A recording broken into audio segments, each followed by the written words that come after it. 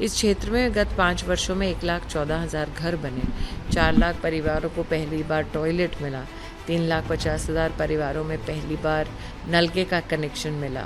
आज अमेठी में 19 लाख लोग मुफ्त का अनाज पा रहे हैं। जहाँ पर आज वोटर भी हूँ, जहाँ पर मैं रहती भी हूँ, वहाँ के नागरिकों को मैंने निराश नहीं किया है।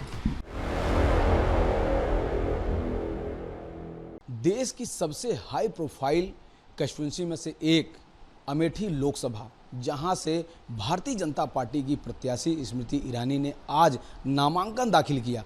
वहीं अगर देखा जाए विपक्ष से अभी तक कोई भी मजबूत दावेदार अभी तक सामने नहीं आ सका है, लेकिन आज ज़बरदस्त नामांकन रहा, रोड शो रहा स्मृति ईरानी का, और उनके साथ मुख्यमंत्री मध्य प्रदेश के मोहन यादव भी आए थे। हम स्मृति ईरानी जी से ही जानना चाहते हैं कि जिस तरह का रोड शो था, जिस तरह की पब्लिक आपसे मिलने आई थी, क्या कहेंगी? और ये पब्लिक देखने के बाद आपके मन में अब क्या चल रहा है? देखिए, तपती धूप में जनता तभी आती है जब उनके पास मन में संतोष हो कि हाँ, सांसद ने निश्चित रूप से 5 वर्ष काम किया। ये भी उनका आग्रह रहे कि आप पुनः लड़ें, और उनको ये भी एक व्यवस्था मिलती है कि वो बतला सकें कि वो कितना बड़ा समर्थन करते हैं, सहयोग देते हैं। तो आज तो अमेठी की पुण्य धरा पर मोहन जी आए, मध्य प्रदेश के हमारे मुख्यमंत्री, उनकी उपस्थिति में नामांकन भरने से पहले जो रोड शो हुआ, उसमें उमड़ी भीड़ आपको ये संकेत दे रही है कि जनता जनार्दन ने भरपूर अपना आशीर्वाद, अपना स्नेह दिया। और मोहन जी की तो ये ससुराल है, बहुत कम लोग जानते हैं। तो मैं आभार व्यक्त करती हूँ अपने राष्ट्रीय अध्यक्ष जी नरेंद्र भाई, अमित भाई और योगी जी के प्रति कि मुझे पुनः यहाँ पर अमेठी की सेवा देने का उन्होंने अवसर दिया है। जी, देखा जाए कि आप आज नामांकन से पहले कल रामलला का आप दर्शन करने गई, वहाँ आशीर्वाद लिया, हनुमान लला से आशीर्वाद लिया, राम जन्मभूमि ट्रस्ट के जो अध्यक्ष हैं उनसे आपने आशीर्वाद लिया, फिर अपने कंस्टिट्यूंसी में जो प्रमुख मठ मंदिर है वहाँ पर भी आप गई, और आज घर से पूजा पाठ करके निकली। इतना ज़्यादा श्रद्धा, इतना ज़्यादा संस्कृति को देना, इसको आप किस तरह से लेती हैं? आराध्य की सेवा करना या फिर अपने धर्म में एक मान्यता रखना, ये मेरा एक निजी विषय है। और ये पहली बार आपने मुझे किसी मंदिर में देखा या सिर्फ चुनाव के वक्त मुझे मंदिर में देखा, ऐसा नहीं है।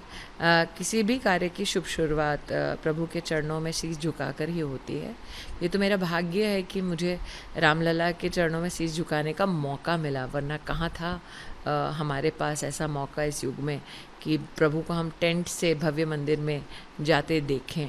और इसीलिए कल रामलला के चरणों में मैंने राष्ट्र के वैभव की भी प्रार्थना की, और नरेंद्र भाई के उत्तम स्वास्थ्य और उनके लंबे कार्यकाल की भी मैंने यहाँ पर प्रभु के सामने प्रार्थना की। जहाँ तक कि संतों के आशीर्वाद का विषय है, मैं अपने आप को भाग्यशाली मानती हूँ कि सभी संतों ने वहाँ पर आकर विशेष रूप से बहुत स्नेह दिखाया, बहुत सम्मान दिया, बहुत आशीर्वाद दिया। मैम, इसी अमेठी में हम लोग आते थे, फिलहाल अभी भी मैं कई दिनों से इसी अमेठी में हूँ, कई ब्लॉक में गया, लोगों से बातचीत किया, जहाँ पर लोग पहले बोलने के लिए तैयार नहीं होते थे, आज लोग खुल के बीजेपी के पक्ष में बोल रहे हैं और कह रहे हैं हम तो स्मृति दीदी के साथ हैं, हम तो योगी जी के साथ हैं, मोदी जी के साथ हैं। क्या कहेंगी, आपका मेहनत, आपका काम क्या इन लोगों को प्रभावित किया है?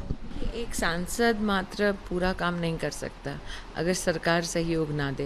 ये मेरा सौभाग्य है कि केंद्र में और प्रदेश में नरेंद्र भाई की और योगी जी की प्रदेश में सरकार है, जिसके चलते हम विकास के कई कार्य यहाँ कर पाए हैं। आपका यहाँ पर इस बात का उल्लेख करना कि ग्रामीण अंचल में विशेषता यहाँ आप नरेंद्र भाई का और भाजपा की सरकार का उल्लेख सुन रहे हैं।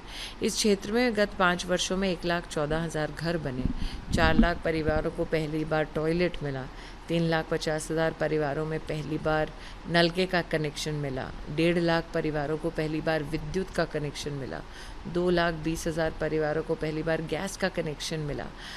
लोग हतप्रब्ध हैं कि ये वो इलाका है जहाँ पर गांधी खानदान का विशेष सतत 50 साल यहाँ पर उनकी सत्ता रही। तो कई लोग जो अमेठी के बाहर मुझसे सुनते थे कि 1.5 लाख परिवारों के पास बिजली ही नहीं थी, मैंने कहा नहीं, कनेक्शन ही नहीं था। तो वो हमेशा मुझसे पूछते थे कि परिवार तो अपने आप को इतना बड़ा वीआईपी परिवार मानता है, फिर अपने ही लोगों को क्यों सुविधा नहीं देता था? क्योंकि कांग्रेस की मेरे हिसाब से रणनीति रही है, यहाँ का अगर नागरिक गरीब रहे तो उनकी राजनीति चलती रहेगी। आज जब हम गांव में जाते हैं, एक में इंटरव्यू में आपने खुद देखा था कि गांव का व्यक्ति स्वयं स्वीकार करता है कि अगर नरेंद्र मोदी ना होते तो अमेठी में राहुल गांधी सांसद अगर होते तो कभी भी लोगों को मुफ्त की ना वैक्सीन मिलती, ना उन्हें मुफ्त का अनाज मिलता। आज अमेठी में 19 लाख लोग मुफ्त का अनाज पा रहे हैं। ये वो गौरीगंज है जहाँ पे आप वर्तमान में हैं, जहाँ पर कांग्रेस के दलाल मिट्टी का तेल भी खा रहते थे। तो लोगों के लिए रिकलेक्शन के लिए बहुत जल्द एक विषय मिल जाता है कि हाँ, हम देखे थे इस मोड़ पे, इस नाके पे इस व्यक्ति ने हमारा अधिकार का मिट्टी का तेल खा लिया। 5 महीने में एक बार बुलाते थे, अंगूठा लगाओ, जितना राशन दे रहे हैं उतना लो, बाकी कुछ नहीं मिलेगा। तो लोग क्योंकि ये सब झेल चुके हैं यहाँ पे, उनके लिए कंपैरिजन बहुत आसान हो जाता है। यहाँ से 40 मिनट दूर जगदीशपुर का इलाका है, वहाँ होकर आए, वहाँ पर आप भागवत की कथा नहीं कर सकते थे, गुंडे आपको पीटते थे। तो अब शांति का वातावरण है अमेठी में। अब विकास की कई ऐसे आयाम हैं जिसको हम गिनवा सकते हैं।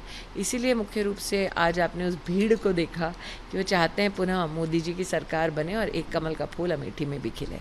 हमको लगता है कि मैम, जिस तरह से आपने मेहनत किया है, बहुत सारी जो भ्रांतियां भी आपके लोकसभा में लोगों के अंदर थी, उसको भी आपने दूर करने का काम किया है, तभी लोग खुल के आपके साथ हैं।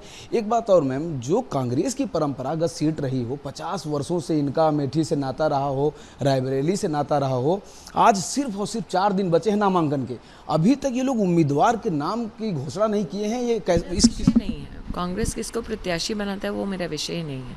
मेरा विषय यह है कि मैं भाजपा की जीत कैसे सुनिश्चित कराऊं। और ये जीत जो हम सुनिश्चित कराने वाले हैं वो 5 साल में से, आप याद रखें, 2 साल कोरोना के थे। अब उन 2 सालों में भी गांधी परिवार ने कहा कि क्षेत्र में उनके परिजन हैं, उनके परिवार के लोग वो मानते हैं क्षेत्र को। कोरोना में एक वक्त भी नहीं दिखे, वो 1 मिनट नहीं दिखे यहाँ। मैं स्वयं गांव-गांव घूम रही थी। तो निश्चित रूप से लोगों को ये कंपैरिजन करने को मिलता है कि भाई जिसको हम दीदी कहते हैं, कम से कम वो मुसीबत के वक्त काम तो आई, वो हमारे साथ रही। तो मेरे लिए ये सौभाग्य का विषय है कि मैं जहाँ पर आज वोटर भी हूँ, जहाँ पर मैं रहती भी हूँ, वहाँ के नागरिकों को मैंने निराश नहीं किया है। पिछली बार जब मैम आप जीती थी 55,000 वोटों से जीती थी, इस बार आपकी उम्मीद क्या है? क्योंकि 5 सालों में लोगों ने आपका काम देखा है, और जब पहली बार आप जीती थी तो पहली बार आप जीती थी चूँकि काम आपकी जनता नहीं देखी थी, इस बार आपकी जनता ने काम देखा है।